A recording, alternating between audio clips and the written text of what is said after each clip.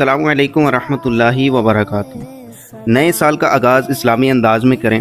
نئے سال کا آغاز اللہ تعالیٰ کا شکر ادا کرتے ہوئے اس نے ایک اور سال ایمان اور صحت کے ساتھ عطا فرمایا۔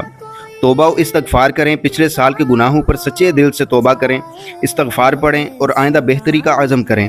نیک ارادے اور دعائیں کریں، دعا کریں کہ یہ نیا سال آپ کے لیے خیر و برکت، صحت و ایمان اور دین پر استقامت کا ذریعہ بنے۔ یا اللہ اس نئے سال کو ہمارے لیے باعث خیر و برکت اور کامیابی بنا۔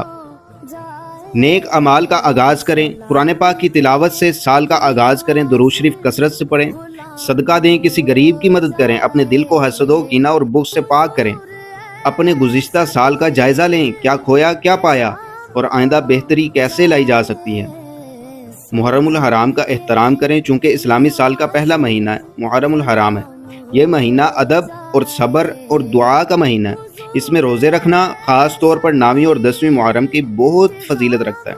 سال کے لیے دینی اہداف مقرر کریں، قرآن پاک کو حفظ کرنا یا ترجمے کے ساتھ پڑھنا یا تفسیر کے ساتھ پڑھنے کا ارادہ کریں۔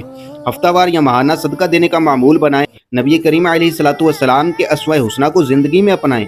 فتنوں سے بچنے کی دعا، ہر نئے دور کے ساتھ فتنوں میں اضافہ ہوتا ہے، یہ دعا کریں، اللہم انی اعوذ بک من الفتن ما ظہر منہا وما بطن۔ یہ وقت ہے نیا سفر شروع کرنے کا، نئے ارادے، نئی دعا اور نئی روشنی کے ساتھ۔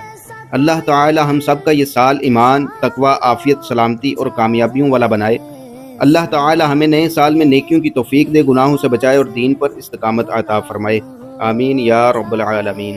ایسا کوئی التزام ہو جائے سلام کے